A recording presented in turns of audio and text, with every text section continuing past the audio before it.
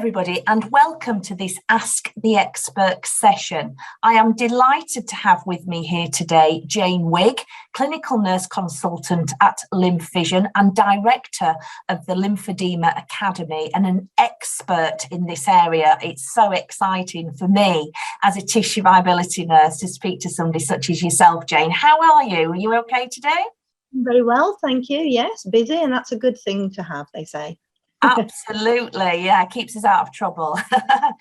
So my first question to you, Jane, and I'm asking these on behalf of all of us who are healthcare professionals, because I know there's lots of burning questions from people. What advice could you give a clinician who considers a patient of theirs to have genital edema? Yeah, it's a very good question. I think that the first thing is to approach it cautiously. I think it can be very embarrassing. So it's asking the right type of people, asking the right questions, sorry. Maybe something like, many people that have had this type of surgery, or many people that have this type of problem can develop a genital edema. So it may be something that you've noticed. Or to say, as part of my assessment, I'm going to be having a look to see whether you do have any genital edema, because that's something that can happen. I think the other thing is that if you know that somebody's got a genital edema, is to start treatment as soon as possible. That definitely makes a difference.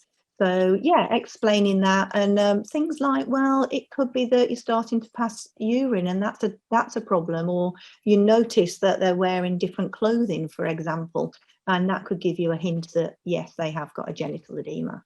Yeah, they're really good tips. Thank you for that. And, you know, as a TVM myself, I do a lot of lower leg assessments, lower limb.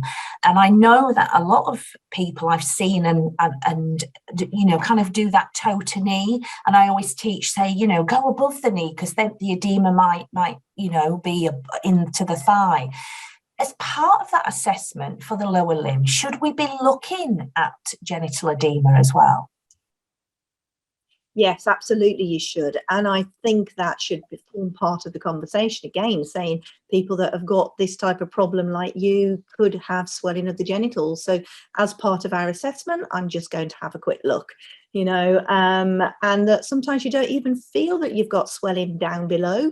So let's just have a look and see whether it's you, especially if you've got a fuller tummy. When we are bandaging, or for those lower limb patients, particularly if we are going to the thigh, the swelling doesn't just stop as the knee, as you know, and it can extend into the thigh. And if it extends into the thigh and the hip, then they probably have got a genital edema. And we do see some people as they're sitting in chairs and they're fuller around their hips and around their tummy. And if the swelling goes up to there, it's almost certainly into the genitals as well. And if we're putting compression above the knee into the thigh, whether it's, you know, bandaging or a hosiery or a wrap, could that cause that fluid to push up then into the genital area? It can, yes, and particularly in palliative patients, that can be a problem, because you have to decide on what the problem is, what is causing the swelling in the first place. So if it's caused by cardiac or palliative patients, then what are our options to treat and improve that? But if it's caused as a mobility, you know, somebody that's not as active, then the solutions to trying to reduce the problem is getting them active. And so that becomes your treatment choice, not actually the bandaging. Of course, the bandaging is absolutely important as well. So it can push up, and I guess it's being aware and conscious of that, so that you can start to intervene with a different type of treatment prior to pushing it up to a different area. So it all comes into assessment, I think. And if that edema in the genital area isn't assessed and managed effectively, what can happen? I think one of the things that happens is that it will ultimately get worse without treatment. So again, early intervention, recognizing it early is absolutely paramount. You can get things like papillomatosis. So you may have seen lymph blisters or cobblestoning on the front of shins, and it's the same type of thing that can happen into the genitalia. Because it hangs down external, it means that the skin can start to fill either into the scrotum or into the labia. So you get lymphatic blisters, the initial lymphatics popping out of the skin. and they are really the root of infection. So infection cellulitis are the main ones. And of course, it causes micturition problems. So passing urine can become a problem with patients, spraying in different areas, and then that can lead to infection as well, and soreness and excoriation of the tissue. So absolutely, the sooner you can address it, the more effective treatment will be. Yeah, I'm just thinking about ulceration as well, because you've got friction, shear, pressure forces because of the swelling that's there, I guess. Yeah, absolutely. So early intervention is key. If a patient has heart failure and they also have genital edema, what's the management for that?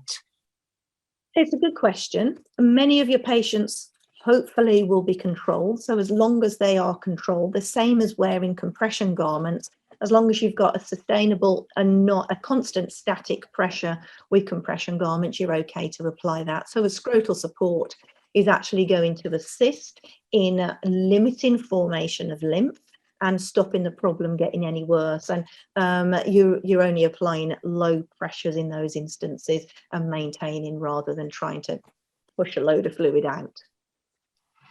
And we know that there's particular risk factors and lifestyle issues such as obesity that can increase the risk, the development of edema and lymphedema.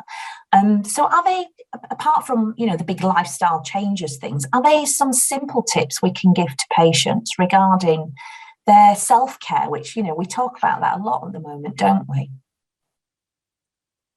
So weight management has to be key, really. We know it's key to everything that we do. We know what we put in our mouth, that the body has to deal with it. So it will have an inflammatory response maybe, and that can cause a trigger of inflammation in the tissue, which is the beginning of a lymphatic failure.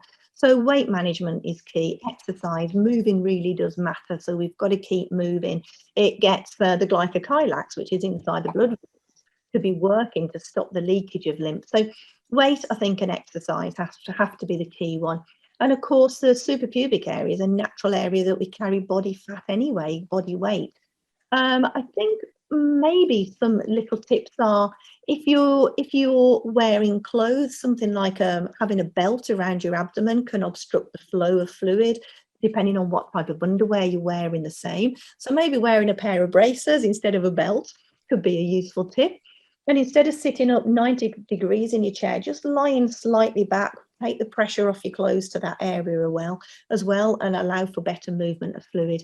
And hygiene has to go as well, because it's that type of area where we can, of course, get infections and get a bit hot and sweaty. Yeah, absolutely. I love the braces tip. That's brilliant. Is that one really good? With like massage, manual lymphatic drainage, I think we think of that as being a specialised skill, but can people do elements of that themselves? Yeah, absolutely. So the Training Academy has developed fluoroscopy guided manual lymphatic drainage. So we've got the evidence from fluoroscopy to know where people are draining.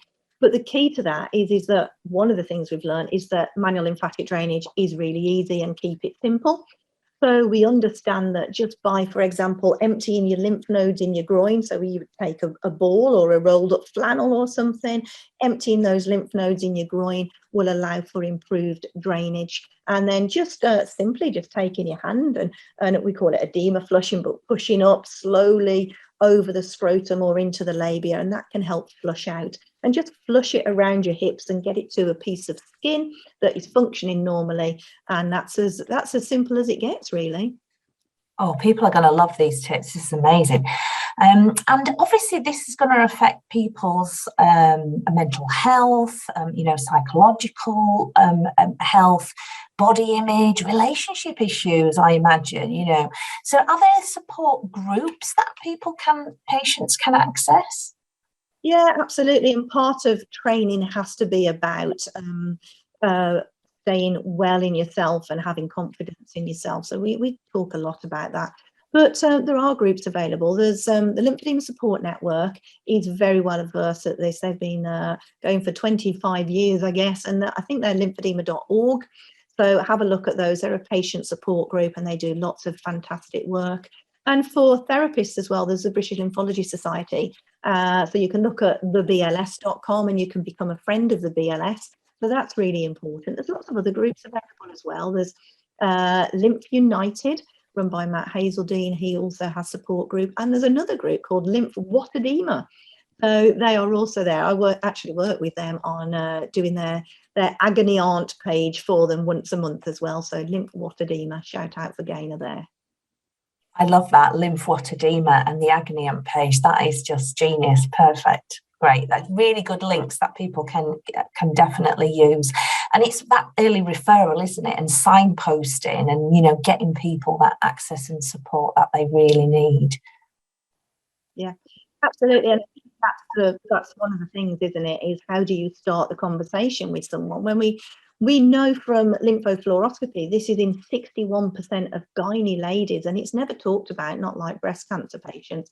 So it's opening up the conversation and maybe saying, I don't know, something a bit like, if you're a bit like me, you might be a bit embarrassed about this, but this often happens. So, you know, just feel open to talk about it, and knowing where you can send people for that. And we don't have all of the skills being nurses. I'm very specialist in what I do, but I don't have all of the skills for everything else. So we need to know where we can signpost people to.